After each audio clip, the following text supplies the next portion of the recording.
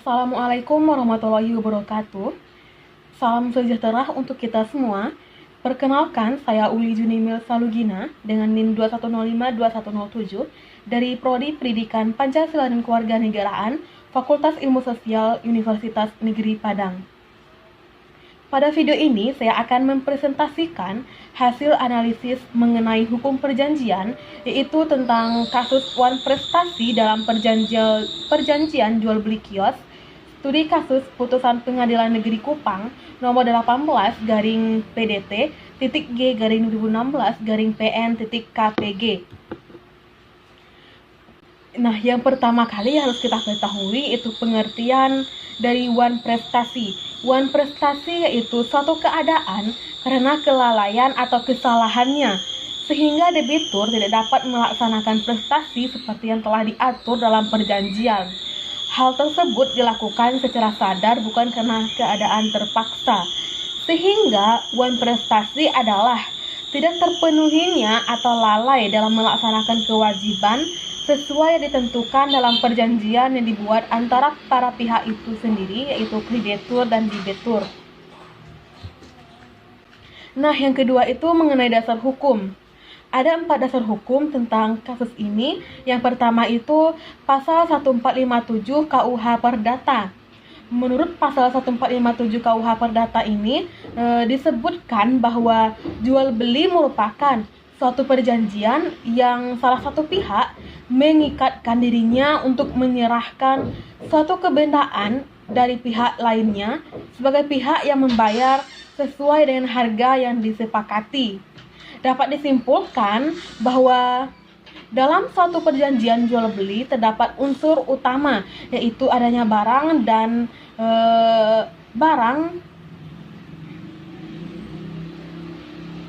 adanya barang dan harga yang menjadi objek jual beli tersebut. Kemudian dasar hukum yang kedua itu pasal 1458 KUH Perdata. Pada pasal ini dinyatakan bahwa jual beli dianggap sudah terjadi antara kedua belah pihak seketika setelah mereka mencapai kata sepakat tentang barang dan harga, meskipun barang tersebut belum diserahkan maupun harganya belum dibayar. Dasar hukum yang ketiga itu pasal 1234 KUH Perdata. Berdasarkan pasal 123 KUH Perdata, bentuk dari prestasi dapat berupa yang pertama itu memberikan sesuatu, yang kedua berbuat sesuatu, yang ketiga tidak berbuat sesuatu.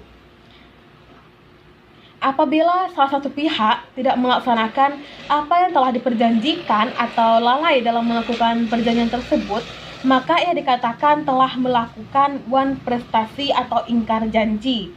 Nah, dasar hukum yang keempat itu pasal 1338 KUH Perdata. Pada pasal ini menentukan bahwa semua perjanjian yang dibuat secara sah berlaku sebagai undang-undang bagi yang membuatnya. Nah, yang ketiga itu mengenai permasalahan.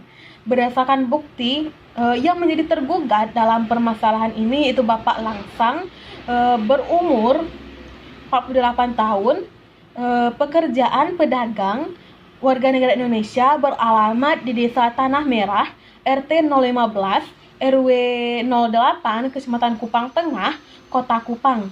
Yang menjadi tergugat dalam kasus ini itu Ibu Dorcien Doen, berumur 56 tahun, warga negara Indonesia, beralamat di RSS OESPA Blok K 14 RT 08 RW 011, Kelurahan OESPA Kecamatan Kelapa 5, Kota Kupang.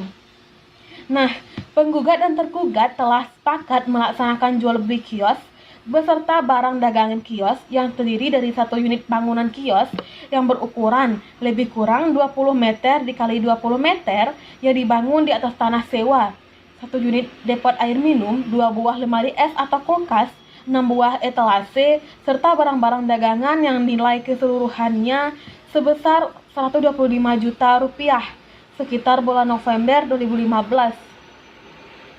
Tergugat baru membayar uang panjar sebagai pembayaran tahap pertama sebesar 27 juta rupiah dan berjanji akan membayar sisa uang panjar tersebut pada tanggal 5 Desember 2015.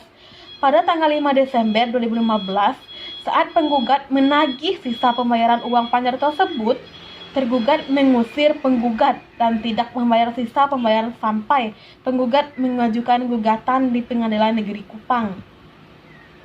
Berdasarkan bukti P1 berupa surat perjanjian jual beli dalam pasal 3 dan 4 menyatakan bahwa tergugat berjanji setelah ditandatanganinya surat perjanjian tersebut akan mentransfer pembayaran tahap pertama pada tanggal 27 April 2015 sebesar Rp1 juta dan pembayaran tahap kedua akan dibayar pada tanggal 1 Mei 2015 sebesar Rp25 juta.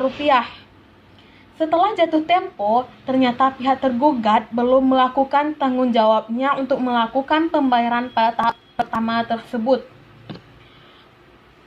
Berdasarkan bukti P2 berupa surat keterangan yang ditandatangani oleh tergugat pada tanggal 21 November 2015 bahwa tergugat melakukan pembayaran sebesar Rp27 juta dan sisanya sebesar Rp98 juta akan dibayar pada tanggal 5 Desember 2015. Bukti P2 tersebut telah dicocokkan dengan bukti T8 berupa fotokopi kwitansi pembayaran sebuah kios dengan seisinya merupakan bukti bahwa adanya pembayaran yang dilakukan oleh tergugat.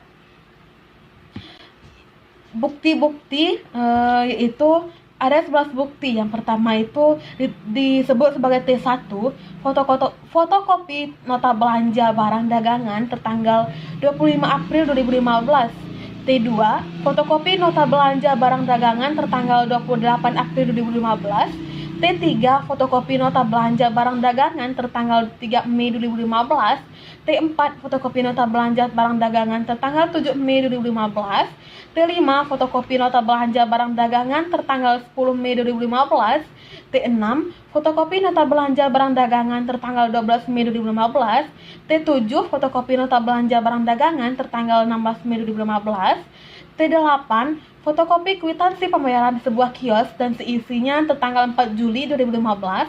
T9, fotokopi kwitansi biaya rehab kios dan instalasi listrik tertanggal 4 Mei 2015. T10, fotokopi kwitansi servis 2 buah lemari es tertanggal 19 Mei 2015. T11, fotokopi nota kwitansi biaya servis 1 buah depot air minum tertanggal 10 Agustus 2015. Nah, proses peradilan dalam kasus ini, dalam petitum poin 4 gugatan penggugat memberikan tuntutan kepada tergugat untuk membayar uang sisa pembelian kios sesuai surat perjanjian tanggal 21 April 2015 sebesar Rp98 juta.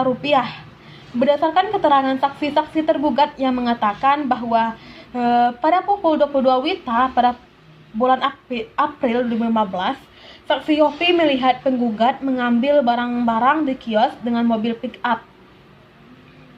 Selanjutnya, saksi Maria Kuterina Subanraya selaku pemilik tanah juga menjelaskan bahwa pada tanggal 21 April, saksi ke kios dan saksi melihat barang-barang di dalam kios masih banyak, sedangkan pada tanggal 22 April 2015 pada sore hari, saksi ke kios, saksi melihat ada tergugat yang menempati kios tersebut dan saksi melihat barang-barang jualan di dalam kios tersebut tinggal sedikit. Saksi Maria juga menerangkan bahwa tergugat menyampaikan kepada saksi bahwa lemari es dan depot isi ulang air galon rusak serta lampu tidak menyala karena listrik korslet. Keterangan saksi tersebut bersesuaian dengan bukti surat T9, T10, dan T11 yang menunjukkan adanya perbaikan-perbaikan yang dilakukan tergugat. Keputusan Peradilan Negeri Kupang nomor 18-PDT-G/2016/PN-KPG dari keterangan saksi di atas dapat dan dengan didukung alat bukti tertulis milik tergugat, majelis hakim mengabulkan petitum poin 4 gugatan penggugat, namun dengan nilai yang dikurangi dengan biaya belanja barang dagangan dan perbaikan kios yang diperhitungkan sebesar Rp17.500.000, sehingga uang sisa yang dibayarkan oleh tergugat kepada penggugat adalah sebesar Rp80.500.000. Dalam putusan perkara tersebut, gugatan penggugat dikabulkan untuk sebagian, sehingga putusan perkara ini dimenangkan oleh penggugat. Oleh karena pihak tergugat di pihak yang kalah, maka sesuai dengan ketentuan pasal 192 RBG, maka tergugat dihukum untuk membayar biaya perkara sejumlah Rp571.000. Dari penjelasan saya tadi dapat kita tarik kesimpulan bahwa bentuk wan prestasi yang dilakukan oleh tergugat dalam kasus ini dapat dikategorikan bahwa tergugat melaksanakan perjanjian tetapi tidak sebagaimana yang telah diperjanjikan. Hal ini dapat dibuktikan dengan adanya pembayaran uang panjar sebesar 27 juta rupiah yang dilakukan tergugat kepada penggugat. Kemudian tergugat berjanji akan membayar sisa uang pembelian kios pada tanggal 5 Desember 2015. Namun janji tersebut tidak dilaksanakan sampai gugatan penggugat diajukan ke Pengadilan Negeri Kupang. Adanya pembayaran yang dilakukan oleh tergugat membuktikan bahwa tergugat telah melaksanakan perjanjian tersebut, akan tetapi tidak sesuai dengan apa yang diperjanjikan sebelumnya karena tidak membayar sisa uang pembelian kios pada tanggal yang telah dianjurkan atau yang telah dijanjikan.